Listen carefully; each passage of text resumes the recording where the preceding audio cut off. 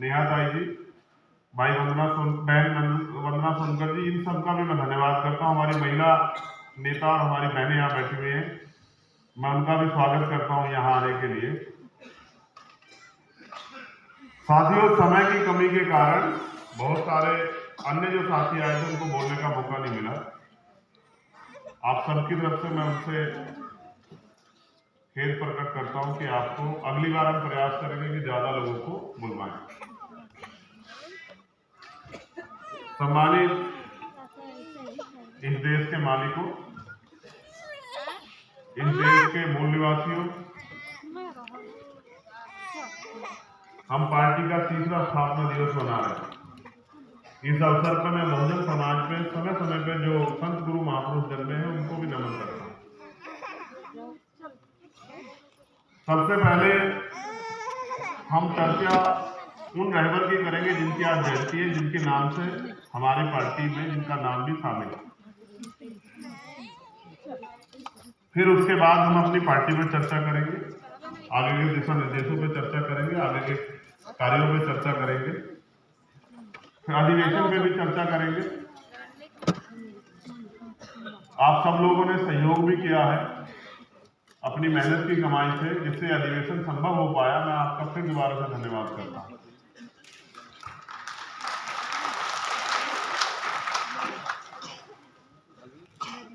मान्यवर काशीराम साहब मेरे आपके किसी के भाषण के मोहताज नहीं। उन्होंने अपने जीवन में जो कुछ भी अर्जित किया, जो सम्मान पाया, नाम पाया, उसके लिए उन्होंने बहुत कठिन परिश्रम किया और विपरीत परिस्थितियों में अपने आप को जलाकर, अपनी सारी खुशियां सुख दुख त्याग कर, यहां तक कि अपने पेट को भी काट कर उन्होंने इस आंदोलन को कामयाब किया। तब जब हमारे जैसे लोग सांस ले पाए।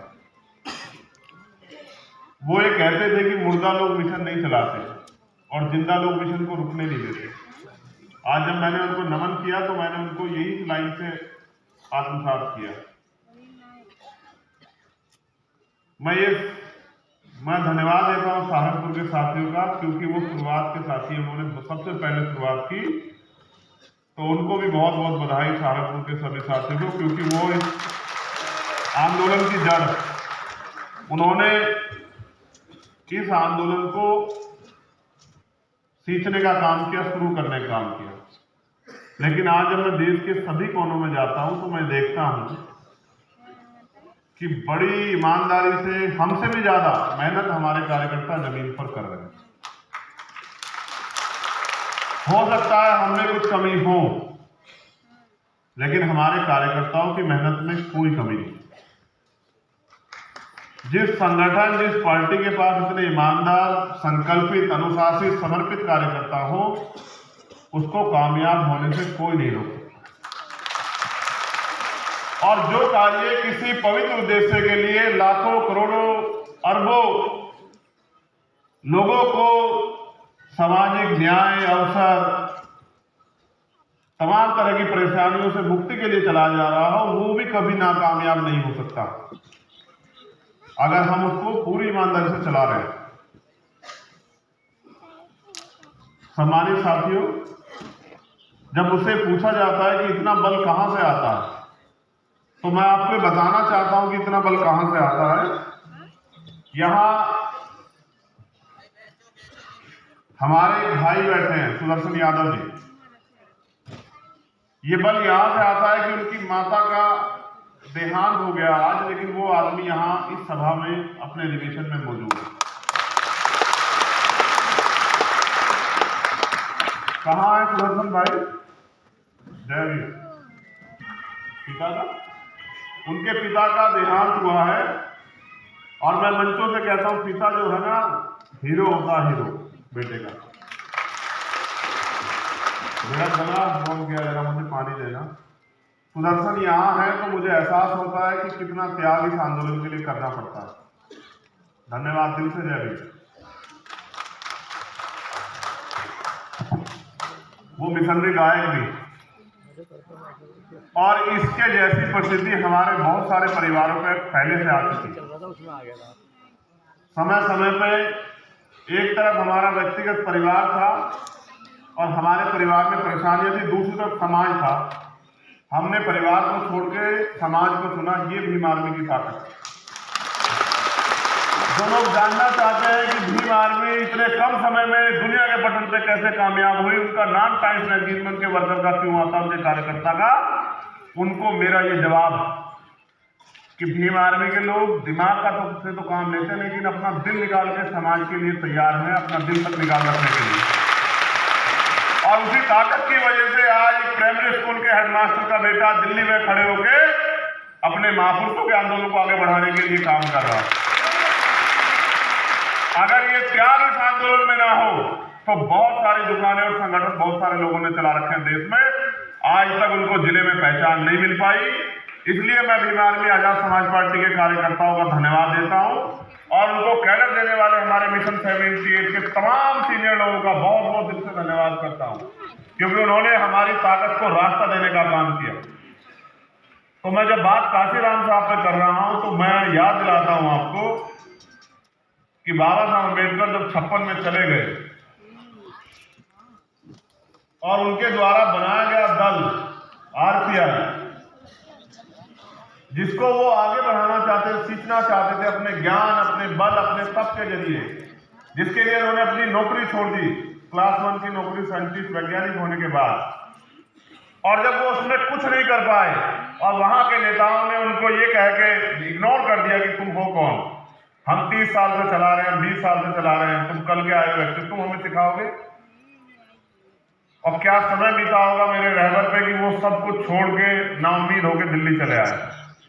और यहां दिल्ली में आके,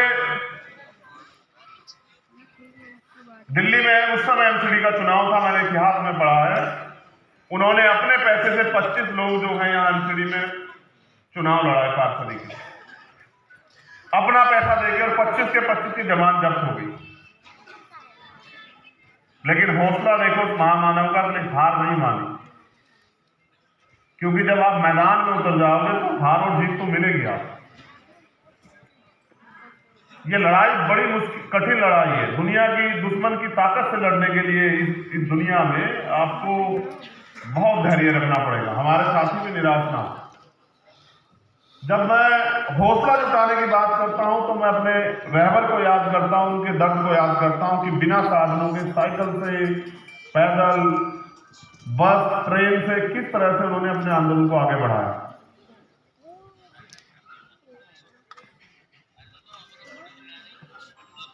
तो तब मेरे अंदर एक और बल तैयार हो जाता है कि रुकना नहीं, और तब तक नहीं रुकना है जब तक हम अपने महापुरुषों का सपना पूरा ना कर दें। आज तो आपने मुझे इतनी ताकत दी है कि आप मुझे हेलीकॉप्टर से आने का मौका भी देते हैं। आज तो आपने मुझे इतनी ताकत दी है कि आप मुझे प्लेन से भी बुलाते हैं। लेकिन सच ये है कि जब साहब ने आंदोलन शुरू किया तब उनके पास ये साधन नहीं है। तो उन्होंने कहा तमन्ना अगर सच्ची हो तो रास्ते हजार होते हैं, और तमन्ना अगर झूठी हो तो बहाने हजार होते हैं। अगर आपके अंदर सच्ची तमन्ना, मैं गारंटी से कह रहा हूं पहले अधिवेशन में कि दूसरे अधिवेशन से होने के पहले, क्योंकि हमारा दूसरा अधिवेशन 3 साल बाद होगा, दूसरे अधिवेशन के होने से पहले आप इस देश में एक नामचीन पार्टी होंगे और आपके झंडे झंडे आपकी पार्टी की पहचान होगी।